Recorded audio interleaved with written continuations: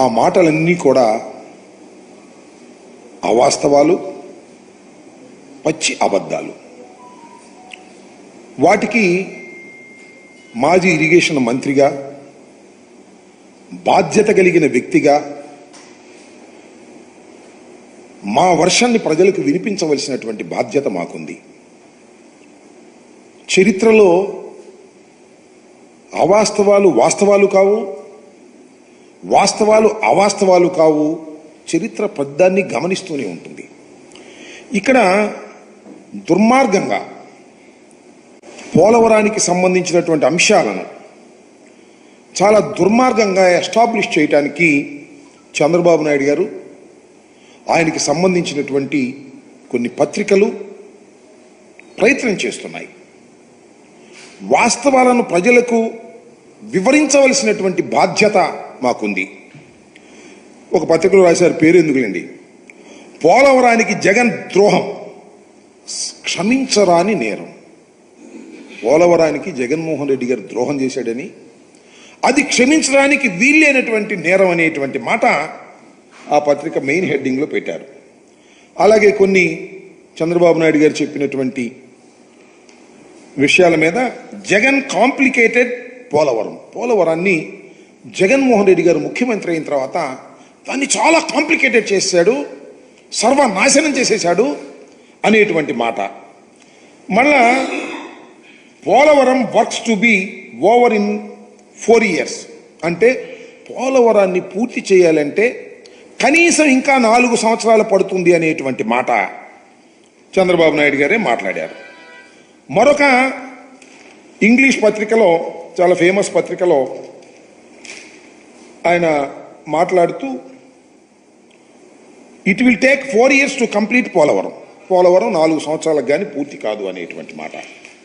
ఇక్కడ ప్రజలు, మేధావులు, నీటిపారుదల మీద అవగాహన ఉన్నవారు, దీన్ని స్టడీ చేయాలనుకునేవారు, వారందరికీ నేను కొన్ని విషయాలు ఈ సందర్భంగా చెప్పాలనేటువంటి ఆలోచనతో ఉన్నా. అదేమిటంటే, ఇదే చంద్రబాబు నాయుడు గారి ప్రభుత్వం అధికారంలో ఉన్నప్పుడు 2019కి ముందు, మేము అధికారంలోకి వచ్చే ముందు ఏం చెప్పారు?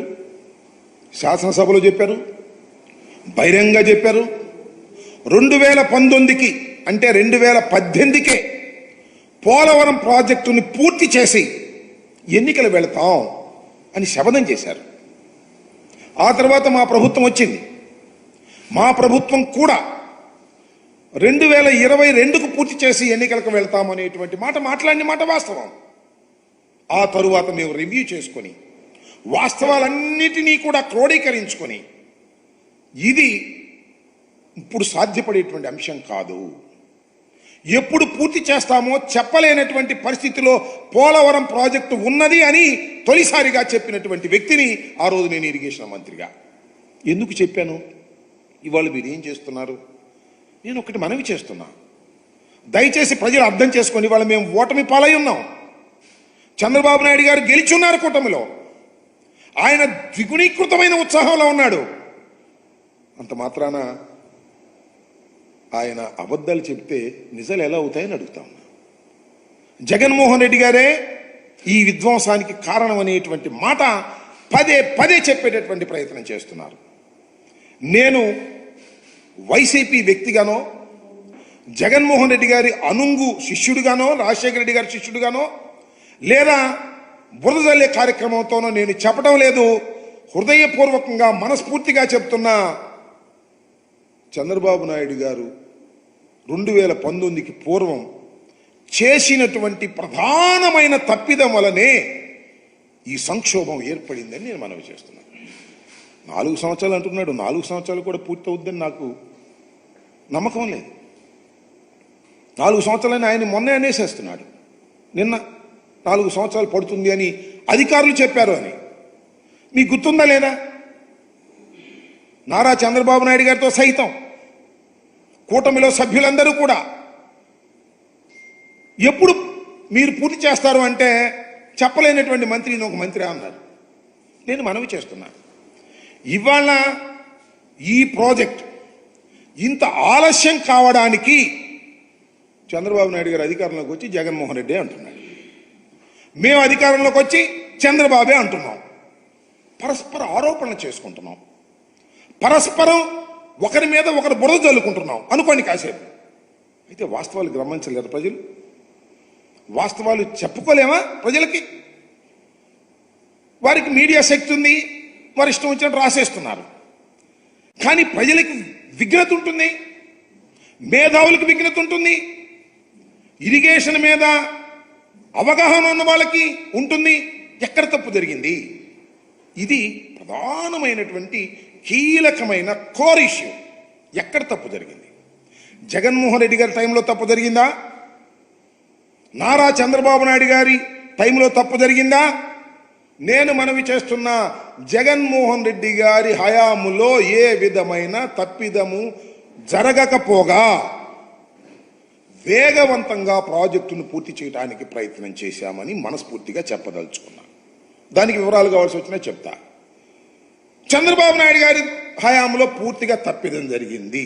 ఎందుకు రాంబాబు గారు ఇలా బురద జల్లి కార్యక్రమం చేస్తున్నారు చంద్రబాబు నాయుడు గారిని అంటే దానికి సమాధానం చెప్తా. నేను ఒకటే మనవి చేస్తున్నా, ఇది చాలా వైవిధ్యం కలిగినటువంటి ప్రాజెక్ట్, ప్రపంచంలోనే చాలా అరుదైనటువంటి ప్రాజెక్ట్. ఈ ప్రాజెక్ట్లో డయాఫ్రమ్ వాల్ అనేది చాలా కీలకమైనది. డయాఫ్రమ్ వాల్ అనేది చాలా కీలకమైనది. డయాఫ్రమ్ వాల్ నిర్మాణం చేయవలసింది ఎప్పుడు అంటే 2 కాఫర్ డ్యాములు పూర్తి చేసిన తరువాత మాత్రమే. మరొక్కసారి చెప్తున్నా, 2 కాఫర్ డ్యాములు, ఎగువ కాఫర్ డ్యామ్, దిగువ కాఫర్ డ్యామ్, 2 కాఫర్ డ్యాములు పూర్తి చేసిన తరువాత మాత్రమే డయాఫ్రమ్ వాల్ స్టార్ట్ చేయాలి. మీరేం చేశారు?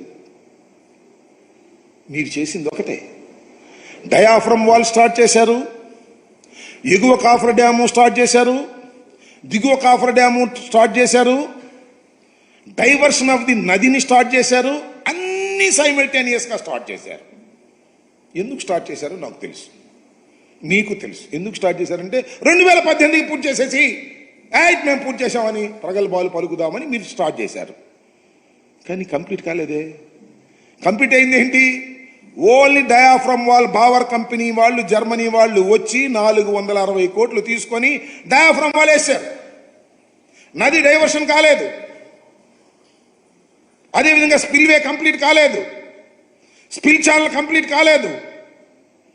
అలాగే కాఫర్ డ్యాములు 2 కంప్లీట్ కాలేదు. ఎందుకు కాలేదు అంటే కాఫర్ డ్యాములు కంప్లీట్ అయితే నదిలో నీరు నిలుస్తుంది. నదిలో నీళ్లు నిలవకోకుండా ఉండాలి అంటే నది డైవర్షన్ కంప్లీట్ కావాలి. నది డైవర్షన్ కంప్లీట్ కాలేదు, అందువల్ల కాఫర్ డ్యాములు పూర్తి చేయడానికి వీలు కాలేదు. ఇది పచ్చి వాస్తవం. ఈ వాస్తవాన్ని దాచిపెట్టి జగన్మోహన్ రెడ్డి గారు కాంట్రాక్టర్ను మార్చేశాడు, అందువల్లే ఆ కాఫర్ డ్యాములు పూర్తి కాలేదు. నో, ఆ కాఫర్ డ్యాములు పూర్తయితే నది పొంగి డైవర్షన్ కాలేదు కాబట్టి పొంగి 54 గ్రామాలు మునిగిపోతాయి. ఈ వాస్తవాన్ని చెప్పరే? ఈ వాస్తవాన్ని స్టడీ చేసామే మేము. ఏం చేయాలి అంటే 2 కాఫర్ డ్యాములు పూర్తి చేయాలి, నది డైవర్షన్ కంప్లీట్ చేయాలి. నది డైవర్షన్ కంప్లీట్ చేసినప్పుడు కాఫర్ డ్యాములు పూర్తయినప్పుడు కాఫర్ డ్యాములు అలా అడ్డం ఉంటే నది డైవర్షన్లో వెళ్ళిపోతుంది ఎంత వరద వచ్చినా. అప్పుడు మీరు డయాఫ్రమ్ వాల్ వేయాలి. ముందే డయాఫ్రమ్ వాల్ వేసారు, బిల్లు చేసేసుకున్నారు. ఇది చరితాత్మకమైన తప్పిదం. ఈ తప్పిదం వలనే ఇవాళ పోలవరం ప్రాజెక్టుకి ఇంత దుస్థితి ఏర్పడింది. ఈ దుస్థితికి సమాధానం చెప్పుకోకుండా జగన్మోహన్ రెడ్డి గారి మీద నెట్టేద్దాం. జగన్మోహన్ రెడ్డి గారి విధ్వంసకారుడు, పరిపాలనకు పనికిరాడు. That's different matter. అది రోజు చెప్తున్నావు నువ్వు. చంద్రబాబు నాయుడు గారు, గౌరవ ముఖ్యమంత్రి గారు రోజు చెప్తున్నారు. చెప్పండి, పోలవరం కూడా వెళ్ళేదే మాట మాట్లాడుతున్నావు. పోలవరంలో జరిగినటువంటి అంశాలు ఏమిటనే విషయాన్ని ప్రజలు అర్థం చేసుకోవాలి, మేధావులు అర్థం చేసుకోవాలి, ఇరిగేషన్ మీద అవగాహన ఉన్న వాళ్ళు అర్థం చేసుకోవాలి. దీనివల్ల తీవ్రమైన నష్టం జరిగింది ఈ రాష్ట్రానికి. పోలవరం అనేది జీవనాడి. దాని గురించి నేను ప్రత్యేకంగా పదే చెప్పవలసిన అవసరం లేదు. పోలవరానికి ఎన్ని పూర్తయితే ఎన్ని ఉపయోగాలు ఉన్నాయో ఇవాళ చెప్తూ ఏతావాత తెలిసేది ఏంటంటే 5 సంవత్సరాలు మాకు అధికారం ఇచ్చిన పోలవరాన్ని మేము పూర్తి చేయలేమని చెప్పేశారు. It's a fact. నేను మనం చేస్తున్న కాఫర్ డ్యాములు ఉన్నాయి కదా, కాఫర్ డ్యాములకి గ్యారంటీ మూడు సంవత్సరాలు మాత్రమే. నేను ఇంతకుముందు చెప్పా, కాఫర్ డ్యాముల నుంచి వాళ్ళ సీపేజ్ వస్తుంది. డయాఫ్రమ్ వాళ్ళు కొత్తది వెయ్యాలి. ప్యారలల్ డయాఫ్రమ్ వాళ్ళు వేసుకోమని చెప్పేసి ఎన్హెచ్పిసి వాళ్ళు చెప్పారు. మళ్ళీ అది వెయ్యాలంటే 900 కోట్ల రూపాయలు అవుతుంది. అయితే అయింది. టైం ఏది? ఎన్ని సంవత్సరాలు పూర్తి చేస్తాం? మీరు చేసిన తప్పిదం వల్ల, మీరు చేసిన తప్పిదం ఒక్కటి చాలా స్పష్టమైనది. కాఫర్ డ్యాములు పూర్తి కాకోకుండా డయాఫ్రమ్ వాళ్ళు వేయటం వల్ల ఈ దుస్థితి ఏర్పడింది. మరొక్కసారి చెప్తున్నా, కాఫర్ డ్యాములు కంప్లీట్ కాకోకుండా డయాఫ్రమ్ వాళ్ళు వేయటం అనేది చరిత్రాత్మకమైన తప్పిదం, అన్సైంటిఫిక్. ప్రపంచంలో ఎక్కడ జరగలేదు, జరగబోదు. మీ సొంత తెలివితేటలు ఉపయోగించేసి 18కి పూర్తి చేసేయాలనేటువంటి తాపత్రయంతో అనేక తప్పిదాలకు పాల్పడినటువంటి వ్యక్తులు మీరు ఇవాళ జగన్మోహన్ రెడ్డి గారి మీద విరుచుకుపడతా ఉన్నారు.